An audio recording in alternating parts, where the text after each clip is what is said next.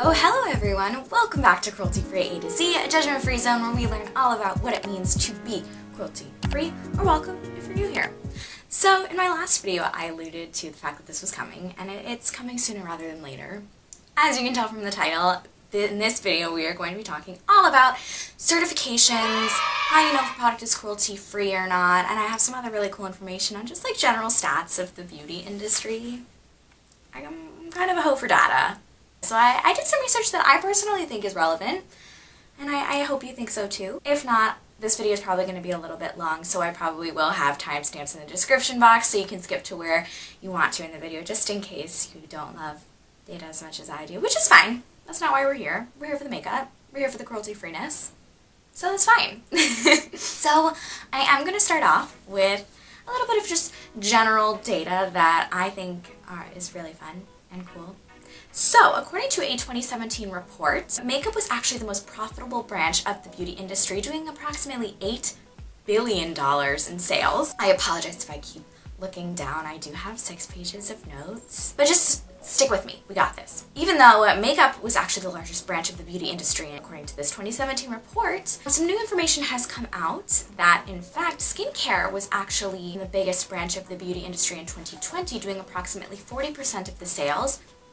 No surprise, as you know, for the most part of 2020, we actually were all at home. We had nowhere to go, nothing to do makeup for, and I think a lot of us really were focusing on our skincare and our self-care since we were home. Perfect time to do it. And in 2018, the US was actually considered the most valuable beauty and personal care market in the world, generating approximately $89.5 billion US dollars in revenue. Can you even...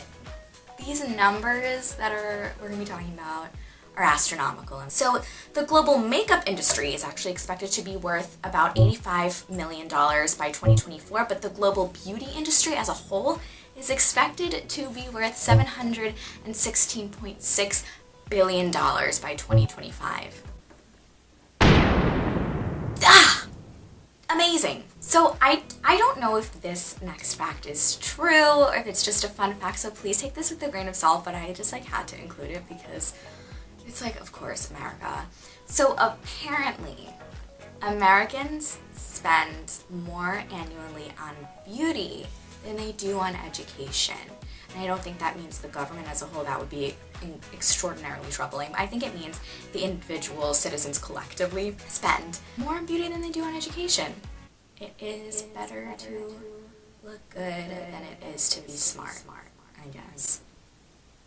We're vain like that here in America.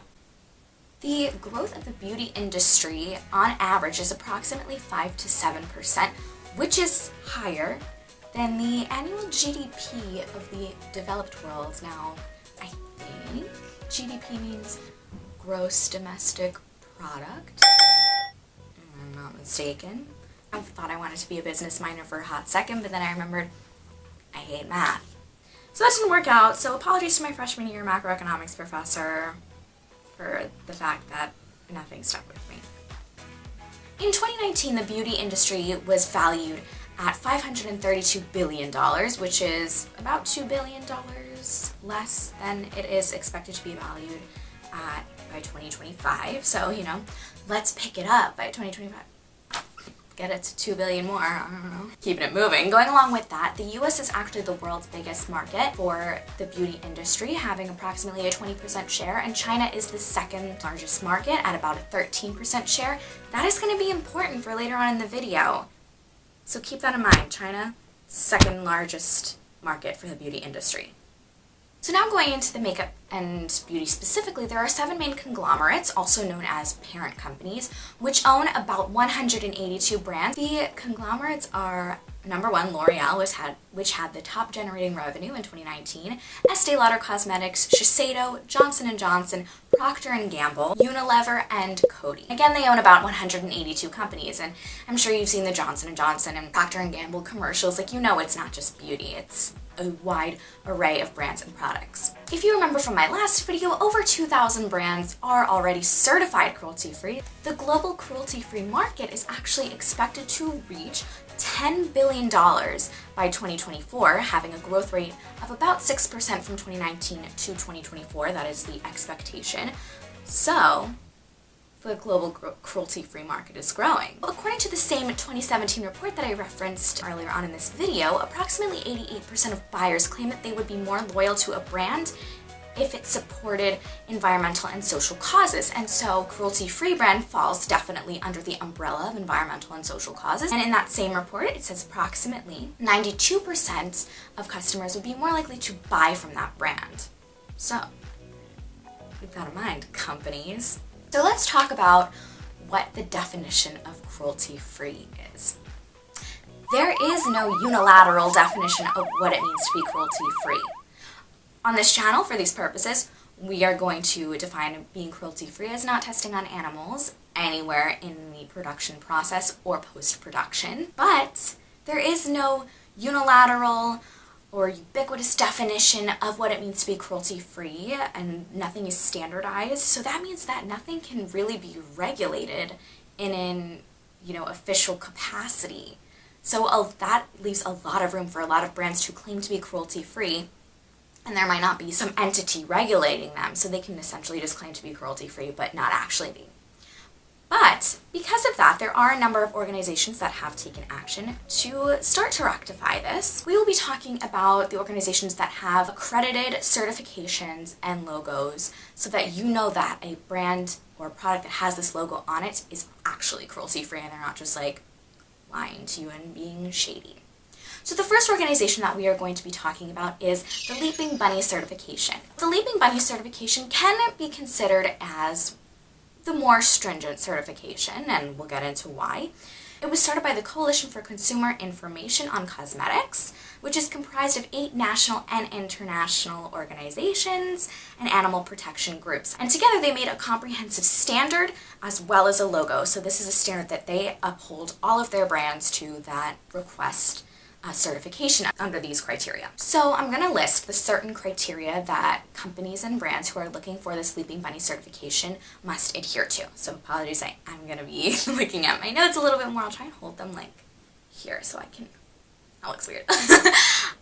We'll see. So a company that would like to be certified by Leaping Bunny does not conduct tests or commission third-party tests on animals for any products at any stage in the development, be that on ingredients, on formulation, on finished products, or after the product has already been released. It does not purchase anything from a third-party manufacturer or supplier that has conducted or commissioned tests on animals, and if the company has a product or an ingredient that does not comply with it, they must replace it with an acceptable alternative.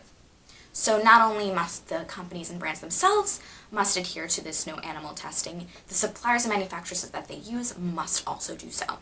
And so the company must implement a monitoring system for their third-party suppliers to ensure that they actually are adhering to this no animal testing policy. Additionally, they must submit a signed copy of the declarations of product compliance, as do the third parties that they use, and the third parties must also submit an additional declaration of raw material compliance. I guess that means that the raw materials that they use, they have not tested on animals as well. Companies must submit an application and recertify annually, so they must recommit every single year saying that we are still committed to upholding these standards, to not testing on animals, and to being worthy of this certification. And lastly, the companies are subject to audits by the Leaping Bunny organization at any point. So Leaping Bunny can come in and make sure that they are not testing on animals at any point in the process. There may be some companies that are actually Leaping Bunny certified but have not applied to license the logo, so you may not see the logo on their products, but they actually are in fact Leaping Bunny certified. There may be some companies that are cruelty-free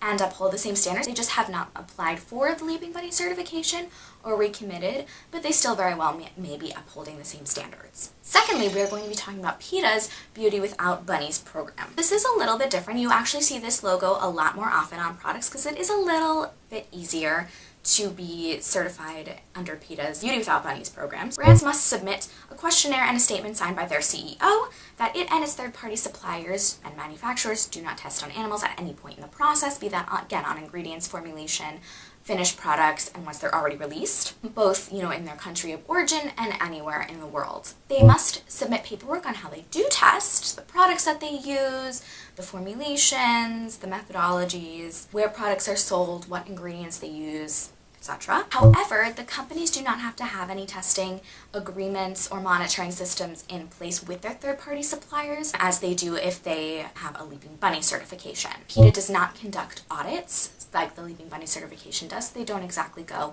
and check up on all their brands necessarily.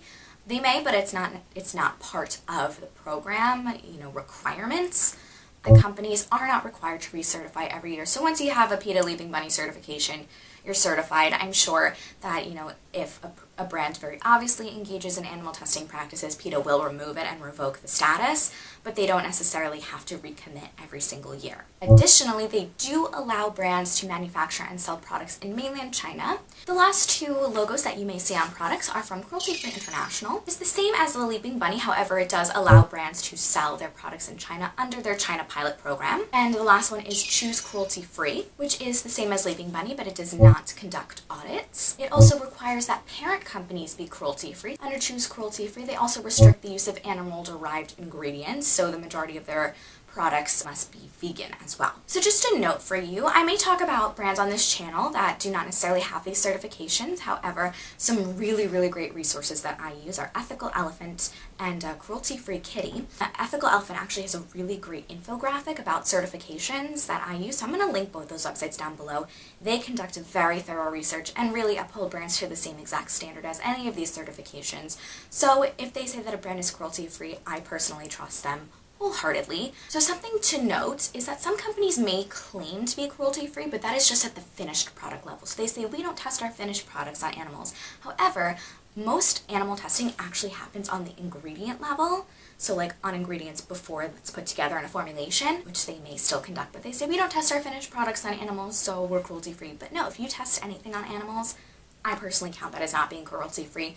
Most of these organizations' website standards also would count that as not being cruelty-free, so you do definitely have to watch out for that. Those companies may also contract other companies to do testing rather than their own, and again, as I just said earlier on, with these certifications, a brand is not allowed to do that. It's not allowed to contract a third-party manufacturer or supplier to do that on their behalf, again, because that is still supporting animal testing. So there are some countries that do actually have bans on animal testing. However, there are some loopholes in this, where a company can still test on animals, are that a certain ingredient is in wide use and cannot be replaced with another ingredient able to perform a similar function. A human health problem is of concern and the need for testing is justified and supported by research. And there is not a non-animal alternative method. And animal tests may be required to comply with a certain foreign country's regulations. That is important.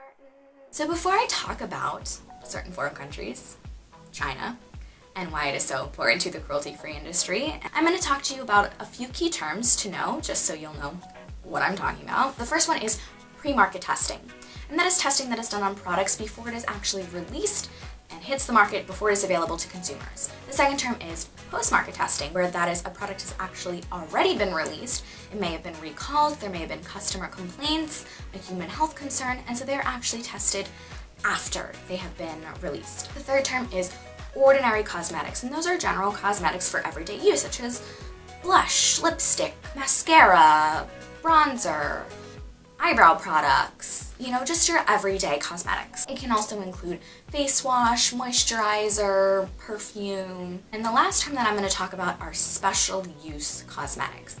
And so those are cosmetics that make a specific claim that they are able to perform a specific function, like hair removal, hair dyeing, teeth whitening, deodorant. So those are considered special use products. So these are all things that I think it's important to know before I dive into talking about China. China has previously been known for being one of the worst culprits of animal testing, essentially.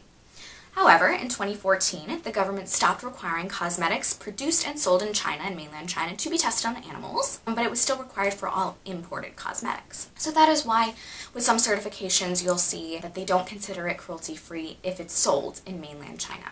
However, in 2019, it stopped requiring routine post-market testing on products, but there are still loopholes to that, like I just mentioned. Even when they stopped requiring pre-market animal testing on their products. There in 2014, there still was a routine post-market test. But then in 2020, they stopped requiring mandatory pre-market testing for imported ordinary cosmetics. Just ordinary cosmetics, not special use. However, it's a step in the right direction. So PETA still considered a brand to be cruelty-free if they could bypass China's laws by perhaps manufacturing in mainland China, and therefore they would not have to be tested on animals pre-market. However, in China, there still is a risk of post-market testing.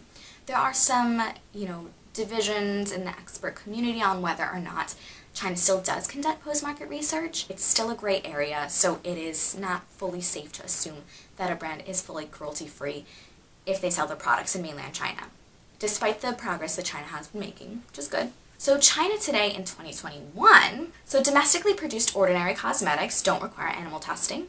Imported ordinary cosmetics no longer require pre-market testing, but however, again, they are still potentially subject to post-market testing. Special use foreign and domestically produced products must be tested on animals in China. And any cosmetic bought via e-commerce, however, does not have to be, tested on animals. So I guess, if there was a customer in China that bought via colourpop.com, that product wouldn't have to be tested on animals, I believe. And additionally, if a brand carries special use cosmetics, they themselves must pay for the animal testing. So now you see why there's quite a controversy surrounding the China beauty market. So there are countries that do have bans on animal testing, and those countries are, gonna be looking at my notes so I don't get it wrong, some, if not all of the countries in the European Union, India, Israel, Norway, and Switzerland.